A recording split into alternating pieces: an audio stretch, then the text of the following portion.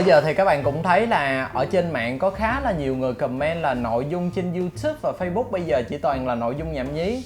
Nhưng mà thật sự thì theo mọi người, nội dung nhảm nhí là gì? Và đó là lý do mà ngày hôm nay thì mình quyết định đi ra ngoài để thử phỏng vấn coi mọi người suy nghĩ như thế nào về nội dung nhảm nhí và nó là gì.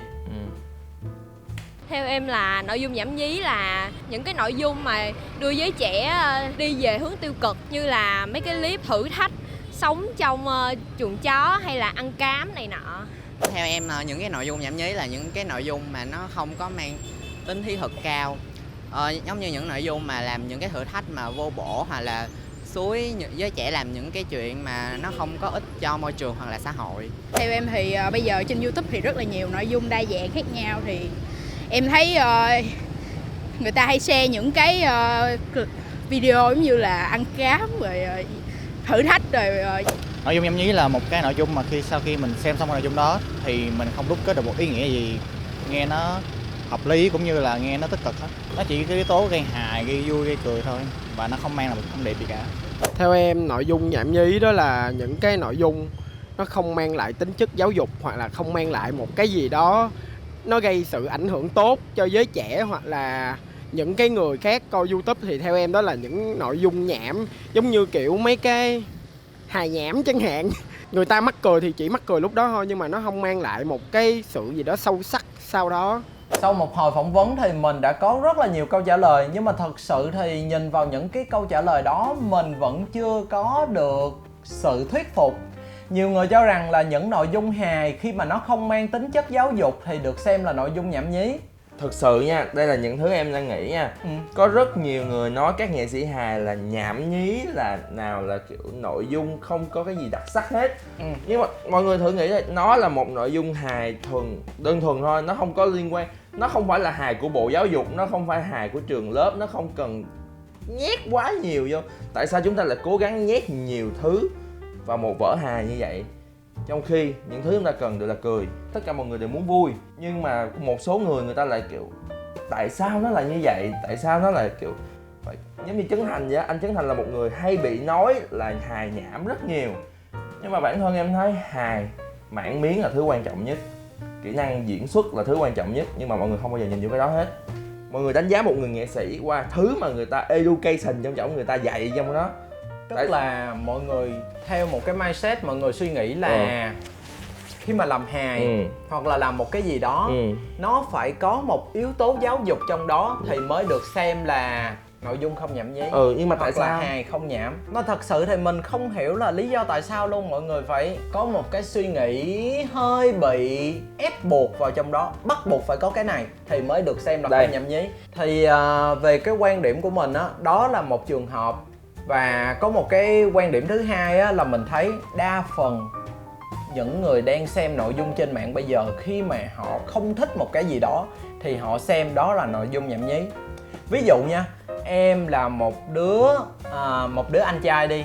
Bây giờ em có một đứa em, tự nhiên đứa em của em xem một video của một chị nào đó chơi đồ chơi, và dĩ nhiên cái nội dung chơi đồ chơi đó thì cái chị đó dĩ nhiên phải diễn lố để cho em của em cười.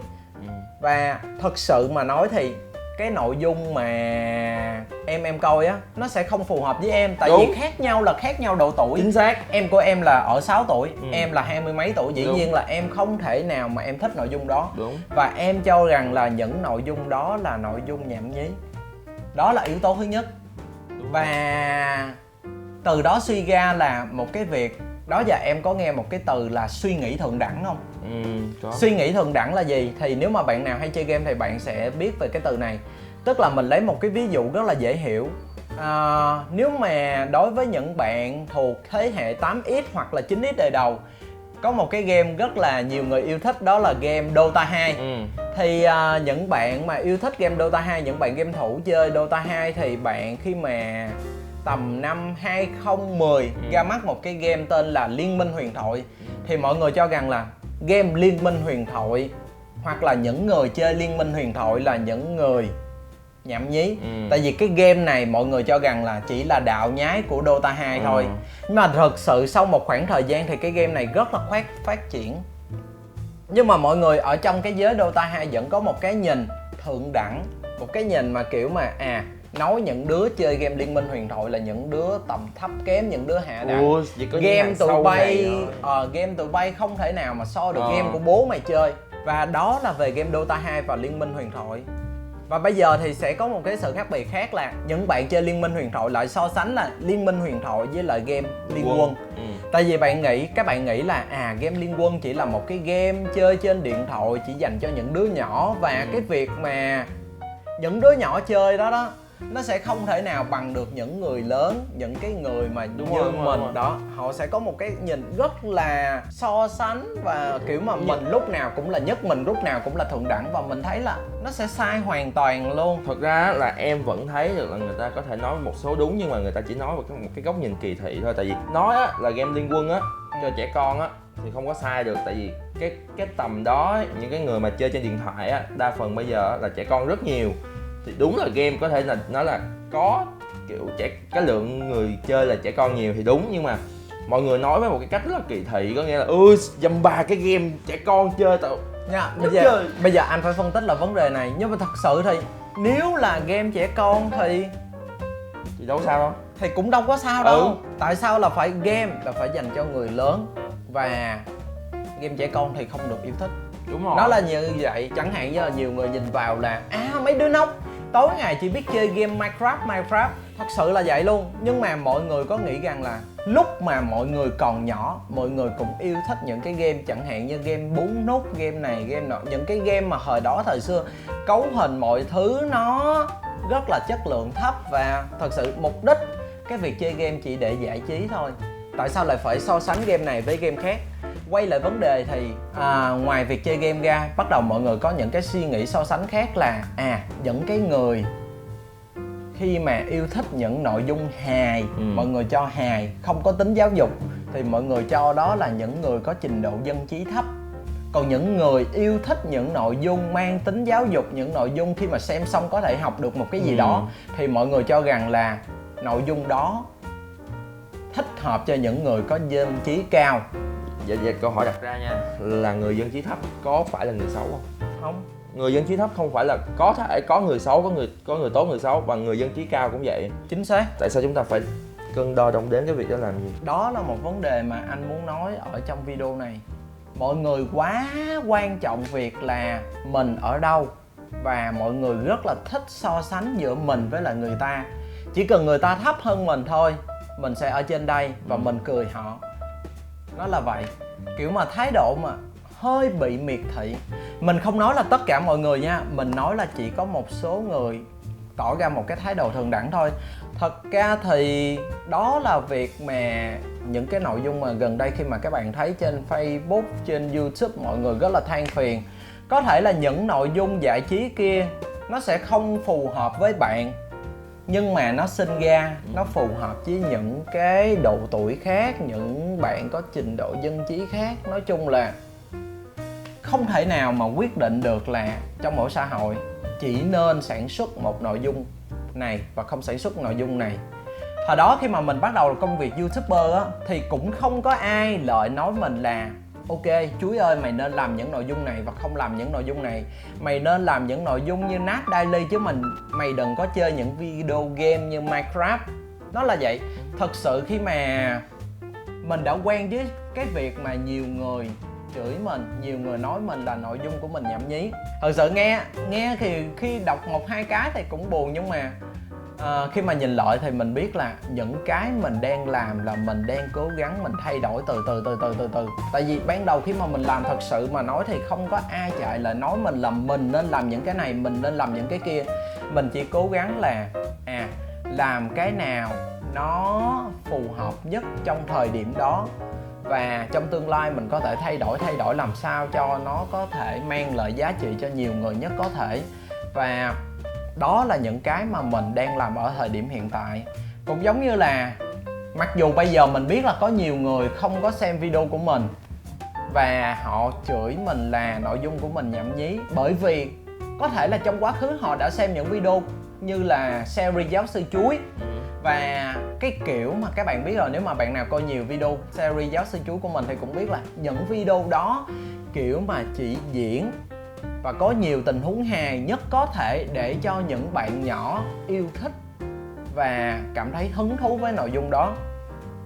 Nhưng mà sau khi làm một thời gian thì mình phát hiện ra là cái tuổi mình càng ngày càng lớn, và cái việc mà mình làm những video cho trẻ con nó sẽ không có thỏa cái niềm đam mê của mình, và mình cần phải thay đổi. Đó là lý do mà mình từ bỏ, mình không làm series giáo sư chuối nữa, và mình bắt đầu làm những video dạng vlog, nói về những vấn đề của xã hội, nói về những vấn đề trong học tập, trong học đường, và có thể cũng giống như những vấn đề ở video này, để mọi người có một cái nhìn rộng hơn và suy nghĩ khác đi. Thật ra thì cái cách mà mình làm á, không bao giờ mà ép buộc người ta phải xem video này, phải ép buộc người ta phải xem video nọ, miễn là mình làm những cái mà mình cảm thấy mình thoải mái nhất và mang lại giá trị cho người xem. Thì nội dung trên mạng nào cũng vậy. Và đối với mình thì nội dung nhảm nhí hay không, đó là tùy thuộc vào mỗi người. Và chúng ta đừng nên kỳ thị nội dung này, nội dung nọ. Và nó là tùy thuộc theo mỗi người nha, chứ không phải là tất cả mọi người đều như vậy. Cho nên là đừng lấy cái tôi của mình để đi đánh giá người khác như vậy. Thực sự ra em có cảm giác giống như nè, là mọi người đang kiểu làm quá cái vấn đề lên đó. Tại vì mọi người không xem, mọi người có thể next đi. Lý do tại sao lại có thể dùng những cái lời đó ra, rồi mọi người vẫn nghĩ mọi người là thượng đẳng. Một người mà thực sự là văn minh á, người ta sẽ không thốt ra những cái từ đó với một con người khác. Tại vì người ta đâu có làm gì mình đâu. Có rất là nhiều người làm nội dung nhảm nhí, trừ khi nào mà nó ảnh hưởng trực tiếp tới cuộc sống của bạn, chẳng hạn như là nó cổ suý cho con bạn làm những thứ, hoặc là nó xúi dại con bạn làm cái này, xúi dại con bạn và làm nó nguy cái hiểm kia, tới, và nó nguy hiểm đến cả cộng đồng hoặc là con của bạn. Thì thực sự đó thì là một cái thứ vậy. rất là đáng lo ngại. Nhưng mà nếu mà người ta chỉ làm một cái nội dung chẳng hạn như giống như anh nói, về chơi đồ chơi thôi và cho trẻ con coi thôi, thực sự là cái phân khúc người xem đó nó không phù hợp với bạn. Nhưng mà người lớn có một cái gì này rất là hay, là không muốn con mình coi những thứ bằng độ tuổi của nó, nhưng mà vẫn không cho nó coi những cái thứ của độ tuổi của mình. Những thứ mà nhỏ nhỏ chẳng hạn như là chơi được chơi hay gì đó thì không muốn coi, tại nó mấy cái này con đừng có nên coi, hay là em đừng có nên coi, là tại vì nó nhảm quá. Nhưng mà người ta vẫn không muốn cho con em người ta có thể tiếp xúc được những thứ người ta, tại vì giống như kiểu những streamer nổi tiếng bây giờ, hay là sau đó người ta hay văn tục cái kiểu, những người lớn tầm đó người ta lại nghĩ cái đó là chất, cái đó là kiểu nội dung chất lượng, chơi game hay kiểu. Nhưng mà trẻ con nó coi cái đó nó sẽ bị rất là ảnh hưởng tới tụi nó. Và cái việc nội dung trên mạng bây giờ thì nó sẽ là những nội dung mang lại tiếng cười cho người khác, hoặc là những nội dung mang lại giá trị về mặt giáo dục vân vân.